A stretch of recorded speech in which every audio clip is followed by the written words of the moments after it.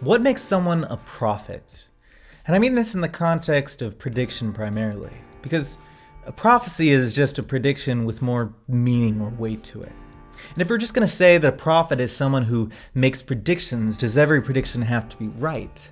If 99% of the time a person predicts the future correctly, but 1% of the time they're wrong, are they somehow not a prophet anymore? I think at that level of accuracy, you kind of have to concede that their understanding of the future far surpasses the average person's. So, do we allow for any error before labeling someone a prophet? And if so, what is the cutoff mark? And do they have to communicate it perfectly to the person who receives the prophecy? Classically, we read of these prophecies which are tragically misunderstood, but to me that kind of seems like they didn't really make an accurate prediction if they couldn't communicate it well. It seems odd that after the fact, a predictor can just say, "Oh, you misunderstood me," after the event has already occurred. But certainly, some people are better at prediction. So, can you somehow quantify this skill? Because it seems to me that everyone predicts the future with some degree of accuracy. It's what you're doing all the time. You're always thinking about what you're going to do next, and mostly your predictions are about you. But sometimes you make predictions about the world at large. And in both the local context concerning your own actions and the global context, some people are just fundamentally better predictors than others. We see this in the real world in terms of investment, which is generally how we quantify who the best predictors are. It's who is making the most money off of their investment decisions.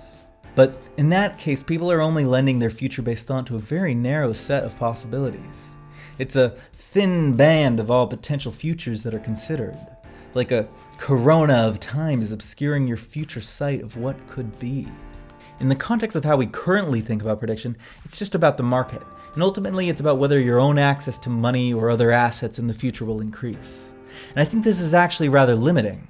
Predictions aren't really that special. They're just thoughts about the future. What am I going to do later? Where am I going to eat? But some of those predictions have great value to other people. And it seems reasonable to me that we should be able to measure and quantify who the best predictors are and who makes predictions that best benefit society. And I think that would actually be a very useful thing for civilization if the people who were the best predictors, who understood the future the best, were given more influence over society. For example, we have all these pundits on TV shows and they're constantly making these ridiculous predictions, but no one really holds them accountable to their word once they've been shown to be wrong simply by the passing of time.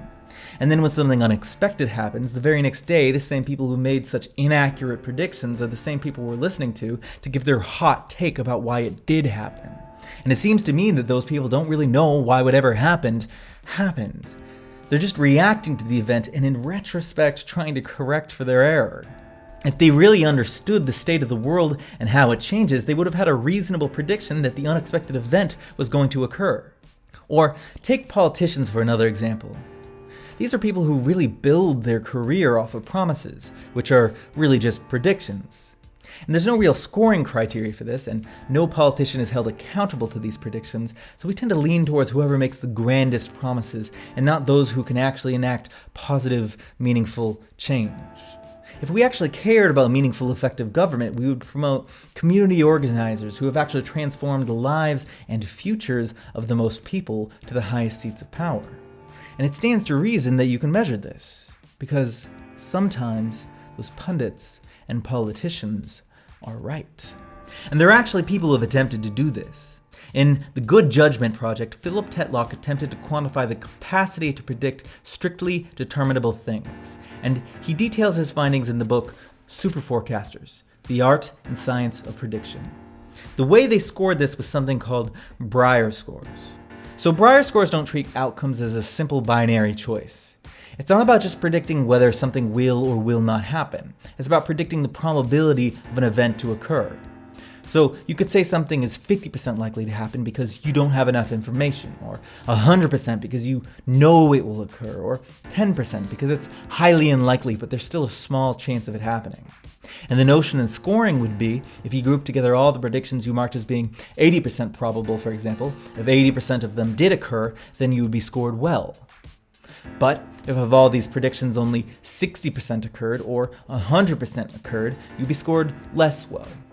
And similarly, if you group together all the predictions you marked as 100% likely and 100% did occur, that would improve your score even more. Because your confidence also factors into the score. So, for example, you might be tempted to mark everything as having a 50% chance of occurring because there's only two choices. Either the event does happen or it doesn't. And first, there's no real reason why all predictions being considered are equally likely to happen or not happen. And second, these probabilities are about confidence regarding uncertainty. We make our predictions relative to the quality of information we have. If we have better data, we feel more confident. And having greater confidence improves your score if you end up being correct. The more uncertainty you mark events as having, or the closer to 50%, the less that is going to contribute to a good score. So if a person took all the things you marked as 50% probable and split them accurately into buckets of 0 and 100%, they're going to have a better score than you. Even if, of all those things, 50% of them did occur and 50% didn't, just like you had predicted. And there are people and apps who attempt to score predictors using this method.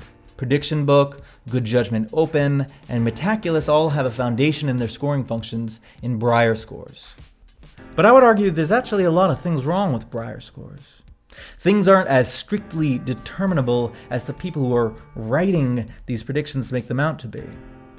Often there is ambiguity and inconsistency in how the prediction was defined, and there's often disagreement after the fact about whether the event actually occurred.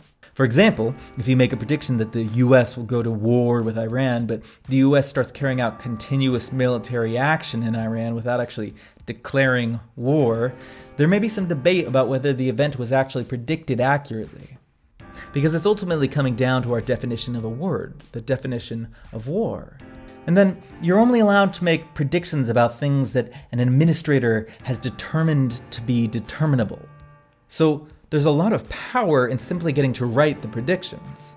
And because Brier scores require an exact end date for determining whether an event occurred, if you predict something will occur on an exact date and then it happens 2 seconds after midnight, you would have to mark that wrong. But that doesn't really intrinsically feel like an error. So I think you can actually do much better than Brier scores, especially in terms of how you're scoring and how language is being used to define the prediction and the determinability of the outcome. The other problem is I think it's actually hard to phrase every thought in terms of a prediction. Certainly predictions are a very powerful way for assessing truth, because the foundations of science and how we move forward in terms of knowledge is whether our models make better predictions. But prescient people aren't always concerned with prediction. Sometimes they're simply ahead of their times in terms of knowledge or belief. For example, Bernie Sanders supported gay rights 30 years before Hillary Clinton. And there's some level of prescience there, but it's not exactly like he said he knows that the rest of society will catch up at a certain date. So there is some foresight there in terms of being ahead of the times.